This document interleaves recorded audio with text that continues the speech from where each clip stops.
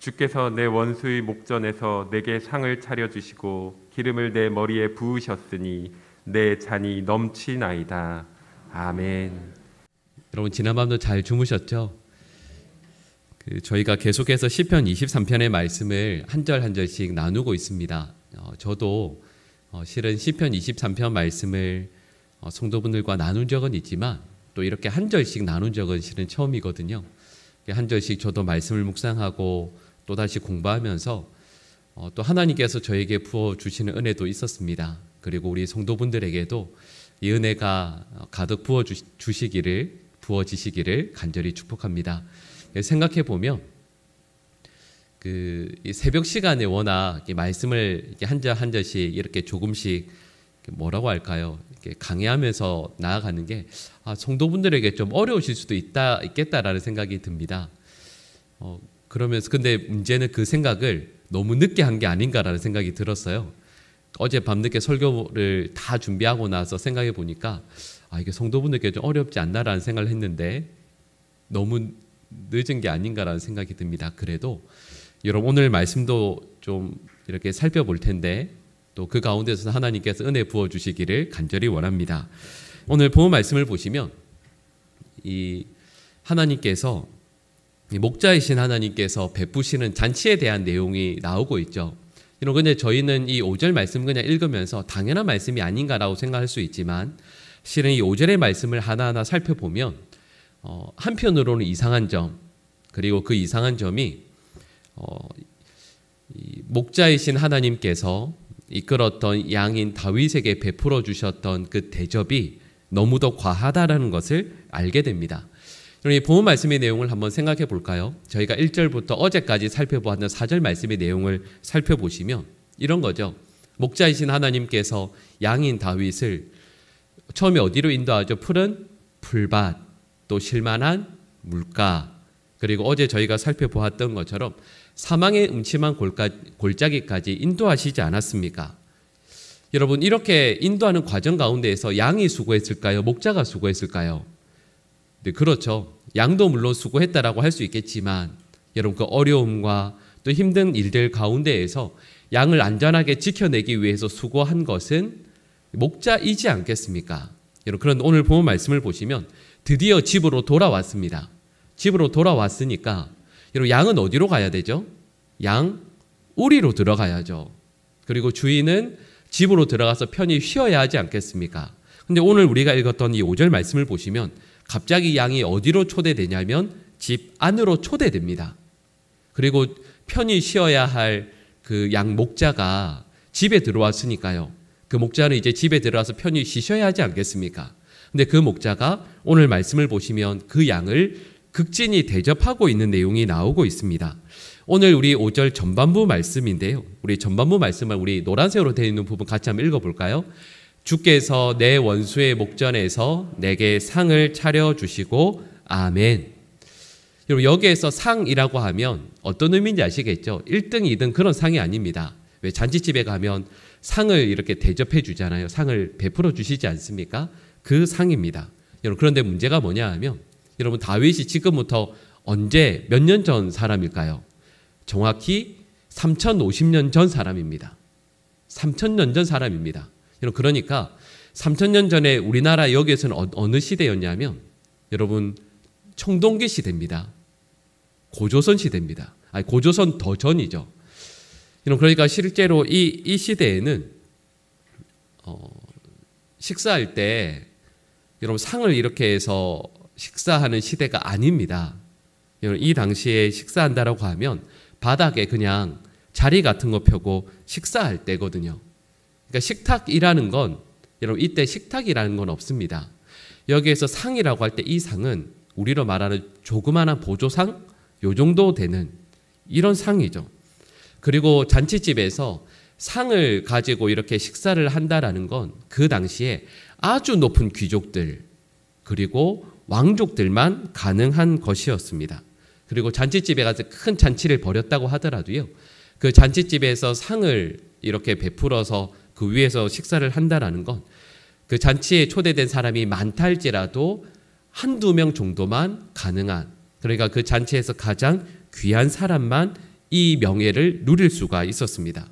그러니까 잔치집에 초대되면 그 당시에는 모두가 서열대로 그냥 바닥에 앉아서 그냥 바닥에 돗자리처럼 깔고 앉아서 식사를 하는 건데, 그 가운데서 이 다윗은 목자이며 주인이신 하나님께서 베푸시는 상을 받고 있다라는 거죠. 거기에다가 이 말씀해 보시면 기름을 머리에 부어서 잔이 넘친다라고 말씀하지 않습니까? 여기에서 기름을 머리에 붓는다라는 내용은 그 잔치집에 초대된 모든 사람들이 받는 대접이 아닙니다. 그 가운데서 아주 특별한 사람만, 그 손님을 극진히 대접할 때에만 베푸는, 그러니까 환영의 그리고 환대의 의미로 그 머리에 올리브 기름을 붓는다라는 의미인 거죠. 여러분, 그리고 이 말씀에 끝부분에 보시면 내 잔이 넘칩니다 라고 되어 있잖아요. 여러분, 3000년 전에 잔이라고 한다면 어떤 것이겠습니까? 여러분, 3000년 전이면 돌을 깎아서 뭘 만들 때입니다. 돌을 이렇게 두드려 가지고 그 돌 가지고 농사 지을 때거든요. 여러분, 그러니까 이때 잔이라고 하는 것은 물론 청동기 시대니까 잔이 존재하긴 했지만, 한 나라에서 이 잔을 가지고 뭔가를 마실 수 있는 분들은 제가 처음에 말씀드렸던 것처럼 왕족이나 귀족들만 가능했습니다. 잔이라는 것 자체가 존재한다라는 것이 어려울 때죠. 그래서 이 당시에 대부분의 사람들은, 여러분, 잔이라는 건 꿈꾸기도 어려웠고요. 그때 잔이라고 하는 것은 보통 흙으로 초벌구이한 유약을 바르지도 않은 잔으로 뭔가를 마시는 것만 해도 기쁨과 영광으로 여겼던 시대였습니다. 그런데 이 말씀에 보면 잔을 가득 채웠다라고 말씀하고 있잖아요. 그러니까 여러분, 이것은 존귀한 자로 인정받고 또 정말 극진한 대접을 받는다라는 뜻입니다. 자, 여러분, 제가 여기까지 몇 가지 말씀을 드렸는데 더한 게 있죠. 여러분, 처음에 저희가 읽었던 전반부 말씀을 보시면 주인이 상을 차려주신다라고 말씀하고 있지 않습니까? 근데 여러분, 이 부분에 대해서 학자들은 명확히 이런 판단을 내립니다. 여러분, 저희가 이 5절 말씀을 읽을 때 이 목자이며 주인이신 하나님께서 내게 상을 차려주시고 라고 되어 있잖아요. 여러분, 이 말씀을 읽으실 때 주인이 직접 상을 차리셨을까요? 아니면 상을 차리도록 지시를 하셨을까요? 이 5절 말씀을 다시 한번 천천히 읽어보시겠어요? 주께서 내 원수의 목전에서 내게 상을 차려주시고 라고 되어 있잖아요. 주인이 직접 상을 차려주셨을까요? 아니면 집에 있는 하인에게 상을 차리라고 명령을 하셨을까요? 그죠? 5절 말씀을 아무리 읽어도 상을 직접 차려주신 것으로 되어 있지 않습니까? 그런데 학자들은 그 말에 아무도 동의하지 않습니다. 왜냐하면 이때 집주인은 우리로 말하면 부엌에 안 들어가거든요. 집주인이 부엌에 들어갈 때가 절대 아닙니다. 그래서 예를 들면 창세기 18장 말씀을 보시면 하나님께서 두 천사와 함께 아브라함의 집을 방문하시는 내용이 나오고 있습니다. 다윗보다 더 이전 시대긴 하죠. 근데 여러분, 그때 보면 아브라함이 직접 음식을 하지 않습니다. 아내 사라와 종들에게 음식을 하라고 시키고 있죠. 준비시킵니다. 그래서 이 고대 문화를 연구하는 모든 학자들은 분명히 시편 23편 5절 말씀에 나오는 주인은 직접 음식을 차린 것이 아니라, 왜냐하면 그 당시의 문화에서는 남자가 음식을 직접 차린다라는 것은 불가능한 시대거든요. 그러니까 주인이 음식을 차리도록 지시했을 것이다라고 그렇게 해석합니다. 왜냐하면 말씀드렸던 것처럼 이건 그 당시의 문화로는 불가능한 일이기 때문입니다. 근데 이상하죠? 저희가 5절 말씀을 읽으면 분명히 주인이 직접 상을 차려주고 있는 것으로 나오고 있거든요. 여러분, 이걸 어떻게 해석해야 될까요? 제가 읽었던 여러 가지 몇 가지 논문도 실은 참고해보고 여러 주석들도 참고해봤지만 모든 해석들이 이건 주인이 직접 차린 것이 아니라 차리도록 시킨 것이다라고 해석합니다.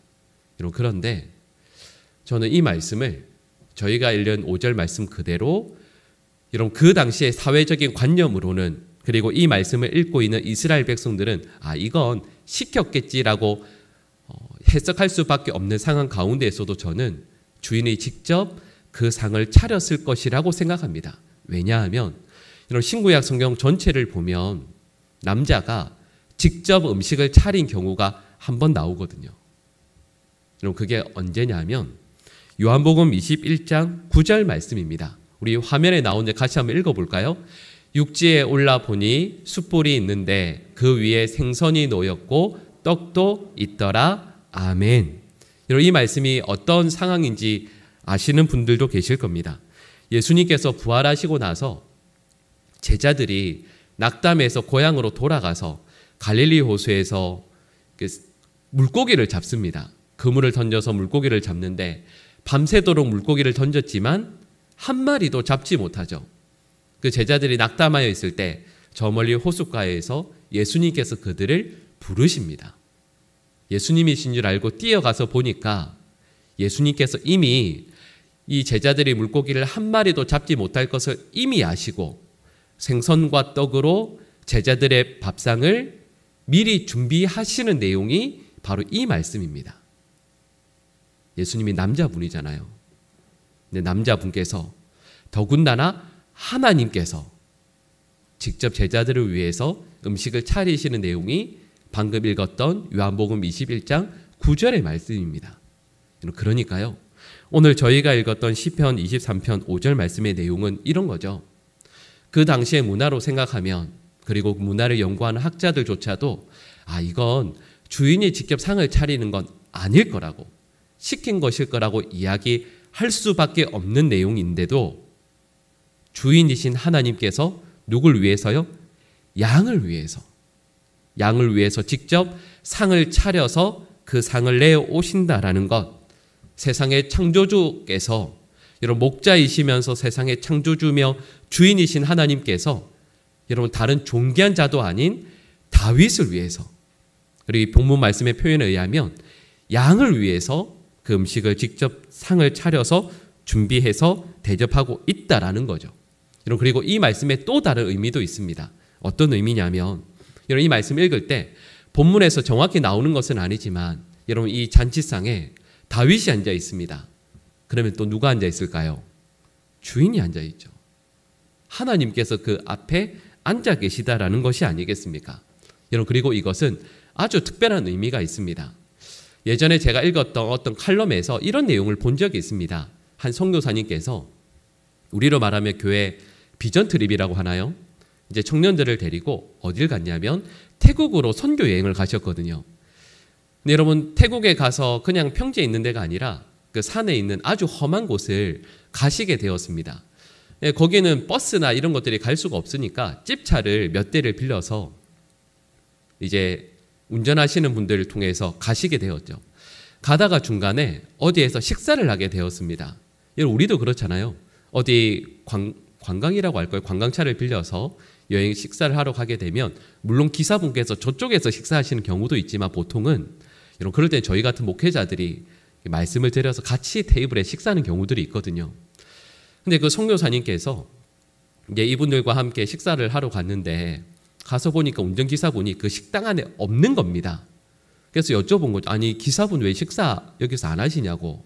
그랬더니 그 현지에서 하시는 그 선교사님의 말씀이 이렇게 얘기하시는 거죠. 그 운전기사분은 우리에게 고용된 사람이기 때문에 우리와 같은 공간에서 절대 식사할 수 없습니다. 어떤 의미냐면 우리는 그분을 고용했고 그분은 고용된 것이기 때문에 우리는 주인의 개념이고 그분은 피고용인이기 때문에 절대 같은 공간에서조차도 식사하지 않는데요. 그분은 아예 다른 공간에서 식사를 하신다라는 거죠. 근데 여러분 이게 2020년에 일어나는 일입니다. 지금 시대에 일어나는 일이라고요. 근데 3000년 전에 여러분 이스라엘에서는 여러분 식탁에서 함께 식사를 한다라는 의미는 당신이 나와 같은 신분과 같은 존재의 사람이라는 것을 인정해 준다는 의미가 있습니다. 나의 가족, 아니면 나의 아주 특별한 친구, 나의 정말 귀한 손님이 아니면 같이 식사를 하지 않습니다. 여러분 생각해 보세요. 그 식탁에 누가 앉아 있다고요? 주인이 앉아 계신데 그 앞에 누가요? 다윗이. 근데 그 다윗이 원래는 누구라고요? 양이라고요. 여러분 그러니까 이 말씀의 의미는 양과 주인이 같은 존재가 된다라는 뜻입니다. 피조물인 다윗이 온 세상의 창조주이신 하나님과 같은 신분과 같은 존재로 그 상에 초대되어 있다라는 거죠. 자, 여러분, 제가 실은 몇 가지를 이렇게 쭉 말씀을 드렸는데 여러분, 이 말씀의 의미를 아시겠죠? 시편 23편 5절 말씀을 읽으면서 이스라엘 백성은 아마도 깜짝 놀랐을 겁니다. 왜냐하면 이 말씀의 의미는 이런 거거든요. 양에 불과한 그 다윗이, 아무런 자격과 무엇인가를 내세울 수 없는 그 다윗이 창조주이신 하나님과 한 식탁에 앉아있는 놀라운 영광과 기쁨을 누리게 되었다라는 거죠. 여기에서 우리는 이런 질문을 해야 됩니다. 이 귀한 대접을 받기 위해서 다윗이 한 것이 무엇인가? 여러분, 저희가 월요일부터 이 시편 23편 말씀을 1절부터 쭉 함께 나누고 있잖아요. 여러분, 저희가 5절 말씀을 보면 다윗이 이런 놀라운 대접을 받고 있는데, 여러분, 다윗이 이 대접을 받기 위해서 했던 일이 무엇이 있을까요? 여러분, 다윗이 과연 하나님 앞에 초대되어지고 이 귀한 대접을 받기 위해서 다윗이 한 것이 무엇이 있습니까? 여러분, 여기에 이런 질문을 하게 되면 이렇게 대답할 수밖에 없죠. 다윗이 한 것은 아무것도 없습니다. 이 대접을 받기 위해서, 이 잔치상에 초대받기 위해서 다윗이 어떤 대단한 지혜를 발휘한 것도 아니고요, 어떤 대단한 조건을 갖추었던 것도 아닙니다. 근데 다윗이 딱 하나 한 게 있습니다. 그게 뭘까요? 딱 하나 한 게 뭐냐 하면, 다윗은 1절부터 5절 말씀에 나오는 이 순간까지 뭘로 살았죠? 양으로 살았습니다. 다윗이 한 건 양으로 산 것뿐입니다. 그리고 이 말씀 우리에게 적용해 보면 이런 거죠. 다윗은 끝까지 양으로 살았습니다. 목자 같은 양이 아니고요, 순간순간 목자로 돌변하는 양이 아니고 처음부터 끝까지 목자로 살았습니다. 양으로 살았습니다. 그리고 이 말은 다윗은 목자이신 하나님의 이끄심에 처음부터 끝까지 온전히 순종하며 나아왔다라는 뜻입니다. 여러분, 그리고 우리는 신앙이 무엇인지를 바로 여기에서 알게 되죠.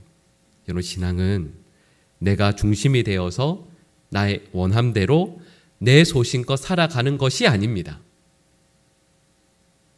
제가 방금 말씀드렸던 내가 중심이 되어서 나의 원함대로 나의 소신대로 사는 것이 신앙이 아닙니다.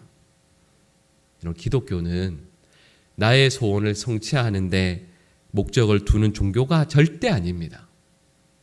기독교는 주님의 뜻이 이루어지기를 날마다 간구하는 종교죠. 그리고 내 마음대로 길을 가는 것이 아니라 하나님께서 이끄시는 것에 순종해서 살아가는 것이 바로 우리의 믿음이어야 합니다. 여러분, 그래서 우리 신앙의 책에서도요, 정말 중요한 질문이 뭐냐 하면 나는 누구인가 하는 겁니다. 맞아, 이게 정말 중요하죠. 그래서 저희가 계속 살펴보았던 것처럼 우리는 양이고 하나님의 피조물이라는 것을 계속해서 살피지 않았습니까? 여러분, 그런데 나는 누구인가 보다 어쩌면 더 중요하다라고 할 수 있는 문장이 무엇이냐면 나를 이끄시는 분이 누구인가입니다.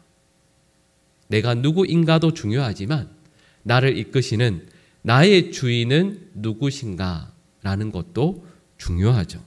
그리고 오늘 본문은 명확히 저희에게 이렇게 말씀하는 겁니다.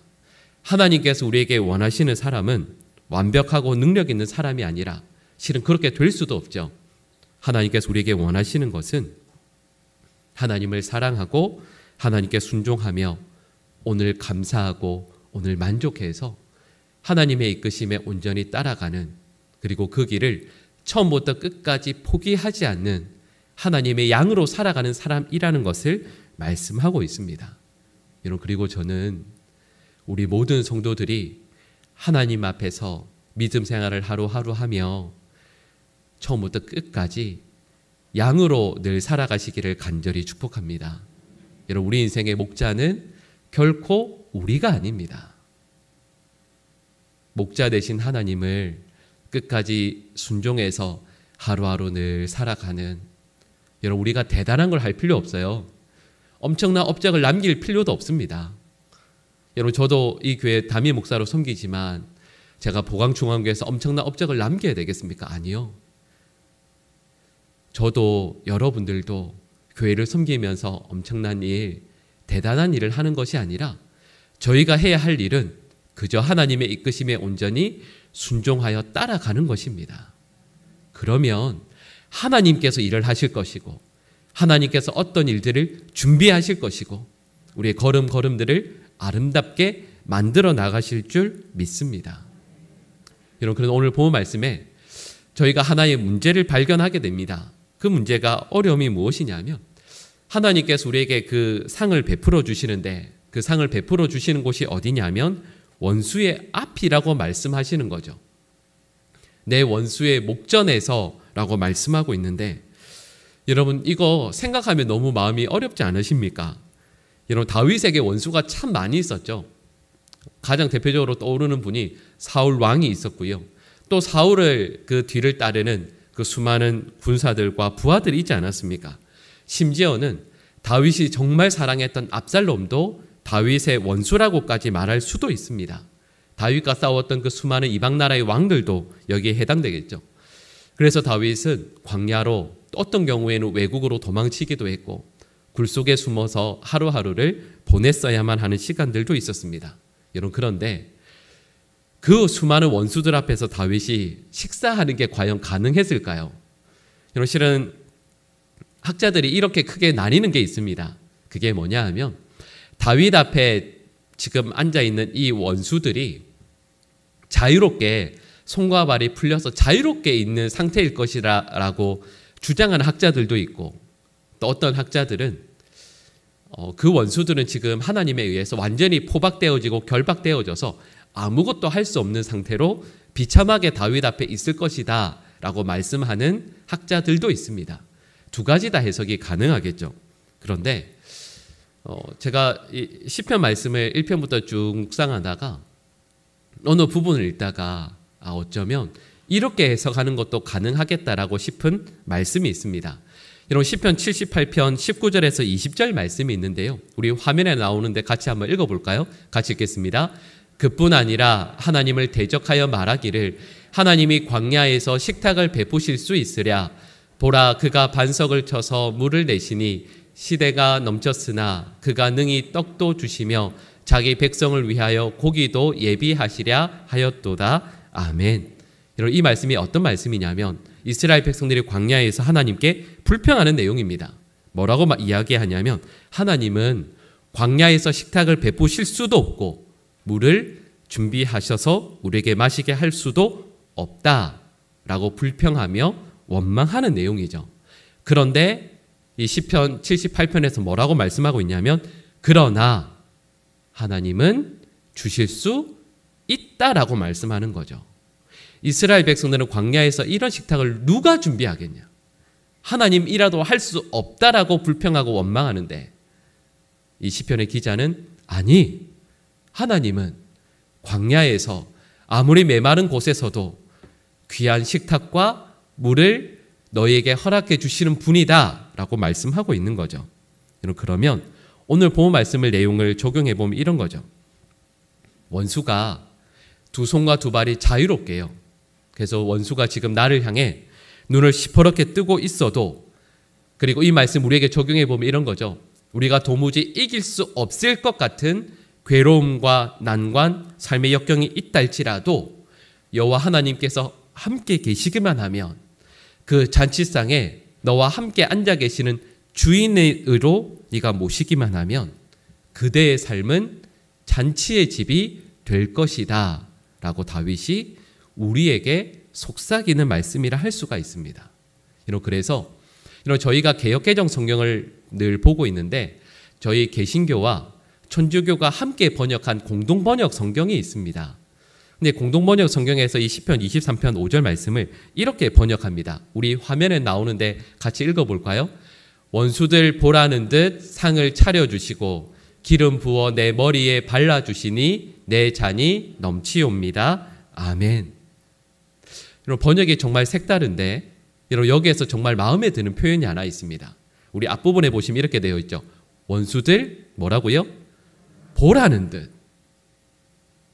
원수들이 마치 보라는 듯.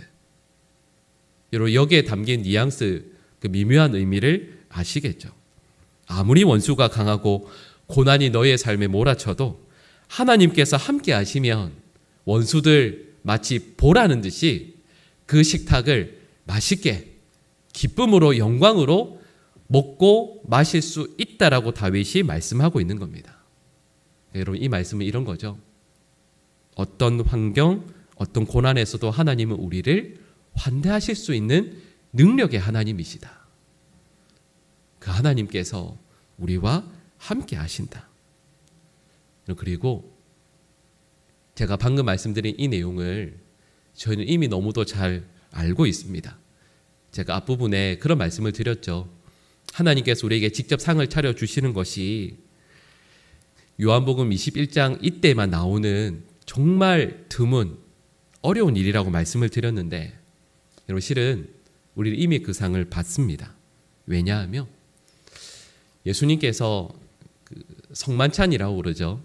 최후의 만찬을 제자들과 함께 나누셨습니다. 떡은 뭐죠? 예수님의 몸.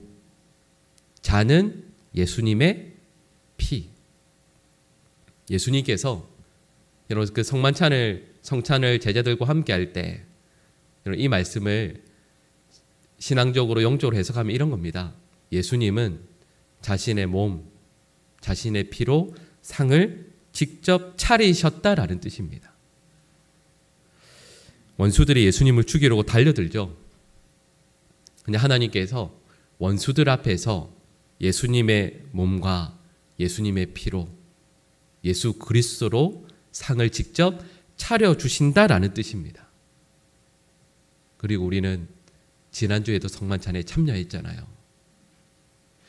제가 앞서서 다윗이 양인데도 불구하고 하나님께서 직접 베풀어 주시는 영광의 상을 받아들고 거기에서 어떤 어려움이 온다 할지라도 넉넉히 이겨낼 수 있다라는 것을 오늘 본문 5절이 말씀하고 있다면 여러분 우리는 실은 더 큰 상을, 더 큰 영광 가운데 하나님께서 약속의 징표로 보여주신 것을 받아들고 천국에서 하나님 앞에 설 것을 소망하는 믿음의 백성이 되지 않았습니까?